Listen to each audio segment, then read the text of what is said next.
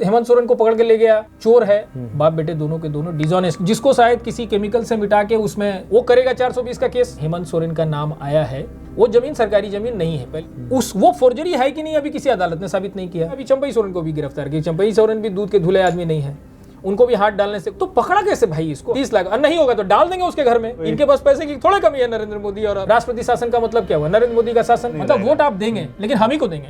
आप हो सकता है वोट राहुल गांधी को देंगे लेकिन आएगा मेरे पास नहीं। तो आपका भतीजा जो है वो करप्ट है और अभी हम बोल रहे हैं उसके खिलाफ इतना हमको भी गिरफ्तार कर सकती है। ये अगर ईवीएम की चोरी करते हैं तो ईवीएम को लाठी निकालना पड़ेगा। लाठी से डर जाएंगे। 10 लाख लोग लाठी से निकल जाएं तो 10 लाख को कंट्रोल करने के लिए इनके पास थोड़ी सेना और पुलिस है। सेना तो आएगी भी नहीं। 10 लाख लोग एक एक थप्पड़ मार देंगे तो पुलिस वाले सब साथ में। पब्लिक अगर सड़क पे आएगी, जो गुंडे हैं बीजेपी के वो कैश लेके 5 करोड़ क्या 25 करोड़ कि जब सड़कें सुनसान हो जाती है तो संसद आवारा हो जाती है। संसद आवारा हो गई है कि हमें गिरफ्तार कर ले तो कुछ लोग निकल जाए मेरे बाहर।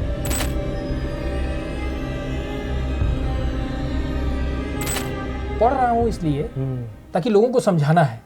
ठीक सर। अभी तो लोग तो ये समझ रहे होंगे कि हेमंत सोरेन को पकड़ के ले गया, चोर है, ईमानदार नहीं है, हम जानते हैं क्योंकि मेरा पर्सनल जो उसके साथ अनुभव है हम जानते हैं। जैसे टाटा की ज़मीन के बारे में जिस ढंग से वो उसने बेईमानी की और क्या नाम है यहाँ इंडस्ट्रियल टाउन घोषित करवाया जिस तरीके से, तो हम जानते हैं कि he is not an honest person. बाप बेटे दोनों के दोनों डिसऑनेस्ट लोग हैं।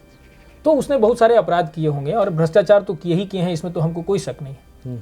लेकिन इस केस में मेरी दिलचस्पी है उसके बारे में जानने की कि उसने क्या किया जिसके तहत पीएमएलए के तहत इन लोगों ने गिरफ्तार करवाया उसको। तो क्या लिखा हुआ है देखिए, to article 294 succession to property assets rights and liabilities and obligation in certain cases. किसका? All properties and assets which immediately before such commencement were vested in his majesty for the purposes of the government of the dominion of India and all property and assets which immediately before such commencement were vested in his majesty for the purpose of government of each governor's province shall vest respectively in the union and the corresponding state। मतलब जब हमने constitution adopt किया और ये article डाला 294 उसी समय succeed कर गया। मतलब जो हिज मैजेस्टी के पास था और जो गवर्नर्स प्रोविंस था उनके पास जो जमीन, मैंने अंग्रेजों के सिस्टम में जो केंद्र में सत्ता थी और राज्यों में जो सत्ता थी उनके पास जो जमीनी थी वो सक्सीड कर गया, वो इनको मिल गया। तो सेना को जो जमीन मिला झारखंड में, जो कंट्रोवर्सी है, वो जमीन क्या इन लोगों ने दी? यानी कि 294 की जमीन इन लोगों ने दी, 295 की जमीन इन लोगों ने दी, या 296 भी सरकारी जमीन हो जाता है। वो कहता है बोना वैकेंसी और एस चीट, मतलब कोई आदमी का अगर सक्सेसर नहीं है, मतलब कोई क्लेमेंट नहीं है, मर गया, उसका कोई सक्सेसर नहीं है, तो वो जमीन सरकार की हो जाएगी, वो प्रॉपर्टी सरकार की हो जाएगी। ऐसा एक आदेश सहारा के केस में भी ऑनरेबल सुप्रीम कोर्ट ने दिया कि अगर सहारा वाले नहीं बता पाते हैं कि 25,000 करोड़ किसका है तो 25,000 करोड़ जो है वो सरकार जो है कंसोलिडेटेड फंड में लेके चली जाएगी। सहारा के आदेश में है शायद 328 या 326 जो आदेश है 31 अगस्त 2012 का, उसमें लिखा हुआ है सुप्रीम कोर्ट ने। तो ये 3 तरह की प्रॉपर्टी, उसका 294, 295, 296, इसमें से कोई प्रॉपर्टी है क्या जो तुमने सेना को दिया? नहीं है। मैं आपको बताऊं ये प्रॉपर्टी नहीं है। तब झारखंड में किसकी जमीन थी वो जिसमें ये हेराफेरी हुई है और जिसको प्रोसीड्स ऑफ क्राइम कह रही है ये? अरे हेराफेरी क्या हुआ है? बेचा है किसी ने, कोई आदमी ने उसको बेचा है और ये लोग कह रहे हैं कि कोई कागजात है जिसको शायद किसी केमिकल से मिटा के उसमें सरकारी दस्तावेज है वो। अच्छा। वो व्यक्तिगत दस्तावेज नहीं है, सरकारी दस्तावेज में शायद कोई केमिकल से उसको मिटा के उसको ओवरराइट किया गया है। यही आरोप है। इसको वो लोग मान रहे हैं फोर्जरी। ये तो फोर्जरी हुआ और फोर्जरी है तो प्रोसीड्स ऑफ क्राइम हो गया। Getting my point? फोर्जरी है, उस कागज में फोर्जरी है तो प्रोसीड्स ऑफ क्राइम हो गया। अरे पहले तुम लैंड के बारे में बताओ ना, लैंड किसका है? मान लीजिए कि हम फोर्जरी करके ए नाम था, ए नाम हटा के बी चढ़ा दिए, तो ए को लाना पड़ेगा तुमको। और वो फोर्जरी की बात तो ए बताएगा ना, कि सरकार बोलेगी, कि सेना बोलेगी कि फोर्जरी है। सेना की तो जमीन है नहीं, सरकार ने सेना को जमीन दिया नहीं, सेना को किसी प्राइवेट आदमी ने जमीन दिया। अगर उस प्राइवेट आदमी की वो जमीन नहीं है तो जिसकी है उसको आके कहना पड़ेगा कि भाई हमारे खिलाफ फोर्जरी हुई है। वो करेगा 420 का केस, 467 का केस वो फाइल करेगा, पुलिस उसको रिकॉर्ड करेगी, इन्वेस्टिगेट करेगी। ऐसा मामला नहीं है। कौन आदमी है वो गायब है। फोर्जरी का क्लेम करने वाली सरकार भी नहीं, मतलब वो सेना वाले कि फोर्जरी हुआ है। अरे फोर्जरी हुआ तो जिस आदमी का है उसको दे दो जमीन, तुम कहाँ से कब्जा करके रखे हुए हो? झारखंड में जो 294, 295, 296 का जमीन की जो जमीनें हैं उसको छोड़ के सब तो आदिवासी जमीन है ना। तो कोई ये सवाल क्यों नहीं उठ रहा कि भाई जमीन उसके पास जो है वो कहीं आदिवासी जमीन तो नहीं है, तो तुम कैसे लिए हो आदिवासी जमीन? आदिवासी जमीन लेने के लिए तुमको लैंड एक्विजिशन एक्ट के तहत उसको अक्वायर करना पड़ता है, तो तुम तो अक्वायर नहीं किया ऐसा कोई जमीन। सरकार ने कोई अक्वायर किया है? अक्वायर करके दी थी तो बात है, तुमने तो अक्वायर किया नहीं, तो सेना उस जमीन पर है कैसे? बात समझ रहे हैं?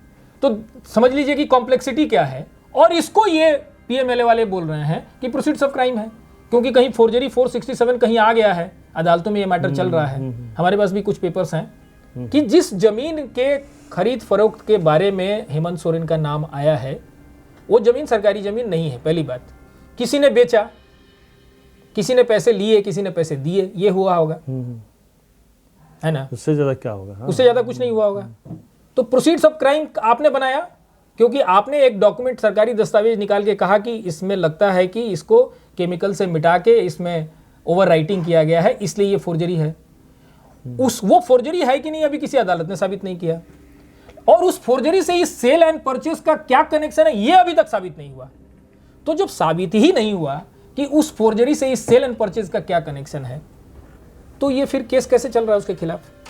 और तुम उस आदमी को लेके नहीं, उस मान लो थोड़ी देर के लिए कि भाई वो जमीन किसी आदमी का होगा और उसका नाम हटा के फोर्जरी करके किसी दूसरे आदमी ने नाम चढ़वा के जमीन कब्जा किया होगा, तो 2 केस होना चाहिए। एक फोर्जरी का केस उसको करना चाहिए जिस आदमी ने अपना नाम चढ़वा के रखा है, एक दूसरा एक सिविल सूट उसको करना चाहिए कि साहब इन्होंने जबरदस्ती कब्जा कर लिया, आप इनको क्रिमिनल ट्रेसपैस है, क्रिमिनल मिसअप्रोप्रिएशन है, इनको हटाइए। सॉरी, सिविल सूट में तो क्रिमिनल ट्रेसपैस और क्रिमिनल मिसअप्रोप्रिएशन है, सिविल सूट में कि भाई आप टाइटल डिसाइड कीजिए कि मेरा है, इनका है ना। और एक ये जो हमने कहा क्रिमिनल ट्रेसपैस, और ये उसका एक क्रिमिनल केस होगा, उसमें आप 467 डालिए, 420 डालिए, जो धाराएं लगती है सब डालिए। ये है नहीं तो पकड़ा कैसे भाई इसको? हमको नहीं समझ में आ रहा है, ये बात अभी तक नहीं समझ में आया। अब जब ये जाएंगे, जब बेल के लिए फाइल होगा, ये दस्तावेज फाइल करेंगे या कोई चार्जशीट फाइल करेंगे, जो हमको नहीं लगता है कि अगले 2 साल ही फाइल करेंगे, तो चाहेंगे कि 2 साल वो रहे, चुनाव हो जाएगा। क्योंकि अगर तक तो हाँ अभी इसको गिरफ्तार किया, अभी चंपई सोरेन को भी गिरफ्तार किया। चंपई सोरेन भी दूध के धुले आदमी नहीं है, उनको भी हाथ डालने से कुछ ना कुछ उनके यहाँ कैश निकल जाएगा, तो हो गया 30 लाख ही ना थ्रेशोल्ड लिमिट है, 30 लाख। और नहीं होगा तो डाल देंगे उसके घर में। हाँ नहीं होगा तो उसके घर में डाल देंगे। तो कोई इनके पास पैसे की थोड़ा कमी है, नरेंद्र मोदी और अमित शाह और अर्जुन मुंडा के पास, डलवा देंगे उसके घर में और गिरफ्तार कर लेंगे। तो ये सरकार तो ये चलने नहीं देंगे। ये सरकार जो भी चलाने की कोशिश करेगी उसको ये पीएमएलए में उठाएंगे, 30 लाख रुपया से ज़्यादा रिकवरी दिखाएंगे और उसको गिरफ्तार करेंगे। और ये 2 साल तक ये सब जेल में रहेंगे, क्योंकि जब चुनाव होगा तो ये ईवीएम में चोरी करें या क्या नाम है एडमिनिस्ट्रेशन से चोरी करवाएं, जैसे भी चोरी करवाएं, चोरी करवा लेंगे। जब सरकारी नहीं रहेगी तो चोरी करो, जैसे उन्होंने वहाँ किया कश्मीर में उन्होंने क्या किया कि एक स्टेट को इन्होंने बना दिया यूनियन टेरिटरी। आप बना सकते हैं सेक्शन 3 में, सॉरी आर्टिकल 3 के तहत। अभी तक कोई फैसला सुप्रीम कोर्ट का ऐसा नहीं है। सुप्रीम कोर्ट ने उस पर कमेंट भी किया कि, लेकिन कह दिया कि इसको बाद में देखेंगे। काहे बाद में देखोगे भाई? तुमको तो अभी वही तो मैटर है कि एक स्टेट को इसने यूनियन टेरिटरी का मतलब क्या होता है? यूनियन टेरिटरी का मतलब होता है कि आज से नरेंद्र मोदी का शासन हो गया उस पर, तो जो स्टेट बदमाशी करेगा वो यूनियन टेरिटरी बन जाएगा, या तोड़ के बना देगा, या उसमें राज्यपाल का राष्ट्रपति शासन लग जाएगा। बहुत लोग बात में कहते हैं ना, बंगाल में भी राष्ट्रपति शासन लगे। राष्ट्रपति शासन का मतलब क्या हुआ? नरेंद्र मोदी का शासन। उसके बाद वो सारे डीएम को कहेगा कि भाई चोरी करना है, वो सब चोरी करेगा चुनाव में। चीफ इलेक्शन कमीशन जो है वो तो उसके कंट्रोल में है ही। हम नहीं जानते हैं कि ईवीएम में कैसे चोरी कर रहा है, ये हमको पता नहीं है, लेकिन ईवीएम में चोरी हो रही है ये बात तो सब बोल रहे हैं ना ओपनली। सारे विपक्षी लोग जो हैं, बाहर के लोग भी, इंडिया से बाहर के भी लोग बोल रहे हैं कि ये कुछ हो रहा है, बेईमानी कुछ हो रही है। मैंने लगता है विदेश में तो नहीं के बराबर ईवीएम के यूज है। तो चुनाव लड़ने का सबसे अच्छा तरीका क्या है? सबको जेल भेज दो, राष्ट्रपति शासन लगा दो, या फिर कोई स्टेट ज्यादा ट्रबल कर रहा है तो उसको यूनियन टेरिटरी में कन्वर्ट कर दो। तो हम हो गए ना, नरेंद्र मोदी सबके पूरे देश के राजा हो गए। चुनाव करेंगे, जिसको कहेंगे भाई अब इस बूथ में हम इस बूथ में हमको जीतना है, 100 सीट से ज्यादा विपक्ष को नहीं है, 400 का टारगेट रखें, 400 आ जाएगा। राइट। सो दिस ये जो पूरी कवायद है, हमने पहले भी कहा कि हम हेमंत सोरेन, शिबू सोरेन के सपोर्टर नहीं है, क्योंकि हम जानते हैं कि ये लोग ऑनेस्ट लोग नहीं है। ये तो मेरे अपने जीवन का अनुभव, हम इनको करीब से जानते हैं, तो हम जानते हैं कि ये लोग ऑनेस्ट लोग नहीं है। हम उनके समर्थक नहीं हैं। लेकिन जो कर रहे हैं ये लोग, या फिर मेरे साथ सरकार बना लीजिए जैसे नीतीश कुमार को कहा, ये लोग जो कर रहे हैं वो यही कि हमारा पूरे देश में सारे स्टेट में हमारा शासन हो, और जो विरोध करने वाले लोग हैं उनको जेल में डाल दिया जाए, उनको डरा दिया जाए, या तो मेरे साथ आ जाओ चोर हो तो। जैसे हेमंता विश्व शर्मा इसके साथ चला गया, वो हिंदुस्तान का सबसे करप्ट चीफ मिनिस्टर है। अजीत पवार वो महाराष्ट्र का सबसे करप्ट, मैंने शरद पवार के बाद उसका भतीजा सबसे करप्ट है माना जाता है। तो या तो मेरे साथ आ जाओ तब तो कोई बात नहीं, या फिर मेरे साथ सरकार बना लो तब भी कोई बात नहीं, नहीं तो जेल जाना पड़ेगा। और उससे भी नहीं होगा तो राष्ट्रपति शासन लगाएंगे या यूनियन टेरिटरी घोषित कर देंगे। तो पूरा जो इनका क्या नाम है, इनकी स्ट्रैटेजी है वो यही है कि पूरे इंडिया को एक मोनोलिथ बना देंगे। जो कहते हैं ना कि एक चुनाव होना चाहिए, वो क्या है इंडिया को मोनोलिथ माना, नरेंद्र मोदी जो है वो राजा रहेगा और बाकी सब कुछ करने उरने का जरूरत नहीं है। कोई संघवाद नहीं, मतलब वोट आप देंगे लेकिन हम ही को देंगे। आप वोट जाके किसी को दे, आप हो सकता है वोट राहुल गांधी को देंगे, लेकिन आएगा मेरे पास, वोटिंग हम कराएंगे। स्ट्रैटेजी देखिए, बहुत बहुत सातिर लोग हैं। स्ट्रैटेजी यही है कि वोट हम लेंगे आपका, लेकिन वो मेरे ही पास आ जाएगा। अब आप जाके कहाँ बोलते चलिएगा कि भाई हम तो नहीं दिए थे नरेंद्र मोदी को, क्योंकि वो तो आएगा ना कि भाई अगर 5 लाख वोट गिरा तो 4 लाख नरेंद्र मोदी को मिला, 1 लाख वोट जो है वो राहुल गांधी को मिला। तो लोगों को ये लगेगा, जिसने वोट राहुल गांधी को दिया उसको लगता है कि मेरा वोट 1 लाख में है। उसको कैसे पता चलेगा कि 4 लाख में उसका वोट है, जो उसको नहीं जाके, राहुल गांधी को नहीं जाके नरेंद्र मोदी को चला गया। तो this whole exercise is basically a political exercise under a criminal act, unconstitutional act. और ये सारे जो ऑफिसर ये सब क्रिमिनल हैं। they are not government officers, they are all criminals. हमने तो यूएपीए में देखा, एक मैटर हमने हैंडल किया था हाई कोर्ट और सुप्रीम कोर्ट में, राजा पीटर का। मैंने देखा इन लोगों की कैसे ऑपरेट करते हैं, मैंने उनको बहुत करीब से देखा। तो ये सब भी वैसे ही है। एक सिविल एक्ट जिसमें इनकम टैक्स एक्ट का रोल है, इनकम टैक्स डिपार्टमेंट का रोल है, इनकम टैक्स एक्ट के तहत आईटी का इसमें रोल बिल्कुल बेसिकली एक आईटी एक्ट है। इसको इन लोगों ने उसको उठाया और प्रोसीड्स और उसमें कुछ धाराएं लिख दी शेड्यूल 6 में, आईपीसी की धारा, कुछ और कानून इस कानून के तहत अगर पैसा मिलेगा, अरे कोई भी पैसा कोई ना कोई कानून के तहत मिलेगा, और उसको फ्रॉड डिक्लेयर करना तो सबसे आसान है। तो जितना लोग टैक्स चोरी करता है सब फ्रॉड है।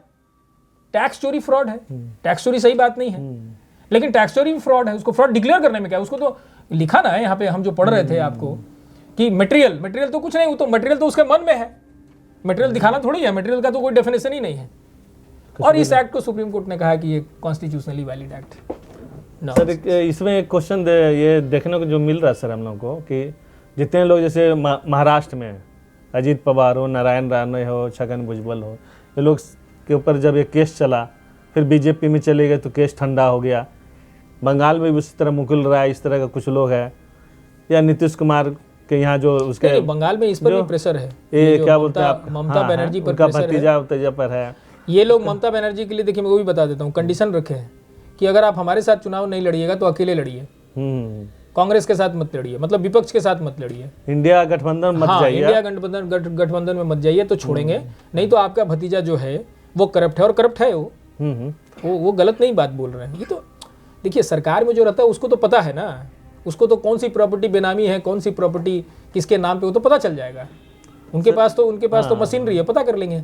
तो उसने बहुत सारी प्रॉपर्टी बेनामी बनाई है, इसमें कोई डाउट नहीं, जहां रहता है उसी इलाके में। तो करप्ट आदमी है वो, इसका जो भतीजा है ममता बनर्जी का, करप्ट है, उसको बचाना है, क्योंकि वो नहीं बचेगा तो पार्टी खत्म हो जाएगी। तो ममता बनर्जी के पास बहुत सीरियस रिस्क है। यहाँ सवाल सबसे बड़ा क्वेश्चन ये है सर कि नेचुरल जस्टिस कैसे मिलेगा लोग को? जस्टिस कैसे मिलेगा ये? नेचुरल जस्टिस क्या है? मेरे लिए क्या है, आपके लिए जिसको अरेस्ट कर लिया? नेचुरल जस्टिस तो प्रोसेस की बात है। नेचुरल जस्टिस होता है कि भाई हमको आप गिरफ्तार किए तो हमको राइट टू 3 महीना जेल बेल करो, ये करो। वो नेचुरल जस्टिस है कि आप हमको जेल में रखे हुए हैं, हमारी सुनवाई नहीं हो रही है, ये सब नेचुरल जस्टिस का वायलेशन है ना। मतलब हमको आप डिफेंड नहीं करने दे रहे हैं, या अगर हम डिफेंड कर रहे हैं तो आप हमको सुन नहीं रहे हैं, कोर्ट हमको नहीं सुन रही है, ये सब नेचुरल जस्टिस का मामला है। लेकिन इशू है तो जस्टिस का, इसका उपाय क्या है? देखिए जस्टिस का उपाय तो पॉलिटिकल है। अच्छा बदलो जस्टिस का उपाय आप सुप्रीम कोर्ट से उम्मीद करिएगा जस्टिस करने के लिए, सुप्रीम कोर्ट की कैपेसिटी नहीं, कभी हुआ नहीं। देखिए इमरजेंसी के समय, इमरजेंसी के सबसे खराब पीरियड इमरजेंसी का था, और उसके बाद सबसे खराब पीरियड ये है। फर्क इमरजेंसी और अभी के इमरजेंसी में ये है कि अभी व्हील्ड इमरजेंसी है, मतलब वो उसने डिक्लेयर केवल नहीं किया है, बाकी पूरी की पूरी इमरजेंसी है। अभी हम बोल रहे हैं उसके खिलाफ इतना, हमको भी गिरफ्तार कर सकती है, जो मर्जी करो, यस है ना। समझ गए, उसके खिलाफ जो बोलेगा उसकी गिरफ्तारी हो सकती है। तो अब अभी भी वही इमरजेंसी है जो इंदिरा गांधी ने लगाया था। तो इंदिरा गांधी ने इसलिए लगाया था कि विपक्षी को बर्दाश्त नहीं करना है, जो हम चाहेंगे वही होगा, नरेंद्र मोदी और भाजपा के विरुद्ध जो हम लोग चाहेंगे वो होगा, नहीं होगा तो फिर आपको हम जेल भेजेंगे। तो उस समय भी इमरजेंसी थी, अभी भी इमरजेंसी है। इमरजेंसी क्या है? It's a political issue, it's not a legal issue. क्योंकि कोई चंद्रचूड़ जैसा जज होगा तो वो बोल देगा कि during emergency all your fundamental rights are suspended, मतलब आपका राइट टू लाइफ भी सस्पेंड हो जाएगा। कोई गोली मार देगा, कह देगा, अभी भी कह। इतने सारे जो आदेश इन्होंने पास किए, जैसे मंदिर का इन्होंने आदेश पास किया, धारा 370 नोटबंदी में पास किया, ये सब क्या है? ये अनकॉन्स्टिट्यूशनल ऑर्डर्स हैं। नोटबंदी पर जो उसने कहा कि हम सुनेंगे ही नहीं, बहुत सारे मैटर को इसने उठा के फेंक दिया। ये क्या है? ये अघोषित इमरजेंसी। तो सरकार अगर अच्छी होगी तो जुडिशरी उसके हिसाब से अच्छी हो जाएगी, सरकार अगर खराब होगी तो जुडिशरी उसके हिसाब से खराब हो जाएगी। तो आप ये समझ लीजिए, फिर भी इतने सरकार जुडिशरी की आलोचना करने के बाद भी हम आपको कह रहे हैं कि फिर भी जुडिशरी को बचा रहना चाहिए। जुडिशरी कोई सॉवरेन बॉडी है नहीं, लेकिन जुडिशरी को बचा रहना चाहिए, क्योंकि जुडिशरी से ये सत्ता डरती है। पार्लियामेंट में जिनका मेजॉरिटी है वो लोग अगर डरते हैं तो जुडिशरी से डरते हैं। तो इसलिए जुडिशरी को बचा रहना चाहिए। भले ही वो आज घुटने टेक के नरेंद्र मोदी जो कह रहा है वो कर रही है, लेकिन जुडिशरी को बचा रहना चाहिए। लेकिन जुडिशरी आपको बदल के नहीं देगी, कुछ बदलना आपको खुद है, बदलना आपको पॉलिटिकल प्रोसेस से है। तो आपको चुनाव में उनको हराना पड़ेगा। ये अगर ईवीएम की चोरी करते हैं तो ईवीएम को रोकना पड़ेगा, ठीक है। और मैं थोड़ा सा आगे बढ़ के बोल रहा हूं कि अगर ये गुंडागर्दी करते हैं, अगर एडमिनिस्ट्रेशन के लोग गुंडागर्दी करते हैं, गोली चलती है, तो आपको लाठी निकालना पड़ेगा। आप तो गोली नहीं चलाएंगे, आपके पास तो गोली बंदूक है नहीं। शहीद होने के लिए तैयार होना, शहीद होने के लिए तो लाठी निकालना पड़ेगा। लाठी से डर जाएंगे ये लोग। हर एक शहर में, हर एक स्टेट में 10 लाख लोग लाठी से निकल जाएं तो 10 लाख को कंट्रोल करने के लिए इनके पास थोड़ी सेना और पुलिस है। सेना तो आएगी भी नहीं, सेना नहीं आएगी। सेना एक न्यूट्रल बॉडी है, सेना नहीं आएगी। पुलिस वाले हैं कहाँ? 10 लाख लोगों को कंट्रोल करेगी पुलिस। 10 लाख लोग एक एक थप्पड़ मार देंगे तो पुलिस वाले सब साथ में शामिल हो जाएंगे। तो ये स्थिति आएगी इस देश में। जिस तरीके से इन गुंडों ने कर दिया है, ये स्थिति आएगी कि हर स्टेट में 10-20 लाख लोग सड़क पे उतर आएंगे, डंडा लेके उतर आएंगे, तो इनको खदेड़ेंगे, मार पीट के इनको खदेड़ देंगे। चुनाव भी सही ढंग से होगा और क्या नाम है, सही सरकार भी आएगी। सही सरकार आएगी तो सिचुएशन बदल जाएगी। तो ये बात दिमाग से निकाल दीजिए कि जुडिशरी के भरोसे कोई बदलाव होने वाला, जुडिशरी की कैपेसिटी नहीं है। और अभी का जो जुडिशरी है मॉरली डीजेनरेटेड, उस जुडिशरी से तो कुछ भी नहीं होना है। एक चीफ जस्टिस समझिए कि दीपक मिश्रा के बाद अच्छा नहीं आया अभी तक। तो जुडिशरी से आप उम्मीद मत करिए। पॉलिटिकल प्रोसेस को कैसे स्ट्रेंथन कैसे अलाइन करना है, विपक्ष वाले कुछ कोशिश कर रहे हैं, लेकिन ये लोग अब उसमें लगे हुए हैं कि उसको तोड़ा जाए। तो इसमें जो सबसे मजबूत रोल है वो पब्लिक का है, जो अभी पब्लिक सड़क पे नहीं आई है। पब्लिक अगर सड़क पे आएगी चीजें बदल जाएगा। अभी ये सारा जो कवायद चल रहा है विपक्ष का, वो तो पार्टी के लेवल पे है। इमरजेंसी में हुआ था। हाँ, इमरजेंसी पार्टी के लेवल पे है। पार्टी के लेवल पे बहुत कुछ बदलेगा नहीं। पब्लिक को पार्टी के लोग तो चले जाएंगे जेल धीरे धीरे। पार्टी के लोग धीरे धीरे चल जाएंगे। पीएमएल है और यूएपीए में मान लीजिए नहीं भी जाएगा, पीएमएल तो सब चले जाएंगे, कोई नहीं बचेगा पीएमएल में। अभी तो अरविंद केजरीवाल का नंबर है। सब जाएंगे। बिना कैश ट्रांजेक्शन के धंधा नहीं, ये नहीं होता है, राजनीति नहीं होती, आप समझ लीजिए। बिना कैश ट्रांजेक्शन का 20 लाख है ना लिमिट। एमपी का इलेक्शन के लिए कितना लिमिट है? अभी तो 1 करोड़ कर दिया। अभी 1 करोड़ एमपी का 1 करोड़ में कुछ चुनाव होता है एमपी का? बताइए, जमशेदपुर में कोई चुनाव होगा तो 5 करोड़ खर्चा होगा, 4 करोड़ कैश में आएगा। विपक्ष वाले जितने कैश लाएंगे सब जाएंगे पीएमएलए में। और इसके जो गुंडे हैं बीजेपी के, वो कैश लेके 5 करोड़ क्या 25 करोड़ भी कैश खर्चा करेंगे, उनको कुछ होगा नहीं। तो चुनाव जो है ना सर, 2019 का जो चुनाव है, आज़ादी के बाद में जितने चुनाव हुए उसमें सबसे ज़्यादा खर्च 2019 का चुनाव हुआ। हाँ बिल्कुल। और करने वाले कौन थे? भाजपा वाले। पकड़ाएंगे नहीं। तो सर लास्ट में तो यही अर्थ निकलता है कि किसी ने कहा है कि जब सड़कें सुनसान हो जाती है तो संसद आवारा हो जाती है। संसद आवारा हो गई है तो वही तो सड़क पे लोगों को आना देख रहे हैं। सड़क पे लोगों, मैं इंटरव्यू इसलिए भी दे रहा हूँ कि हमें गिरफ्तार कर ले तो कुछ लोग निकल जाए मेरे बहाने। हम तो निकले हुए हैं, हमको जब बोलिए हम सड़क पे उतर जाएंगे। हम तो निकले हुए, हम तो इनसे डरते वरते नहीं हैं।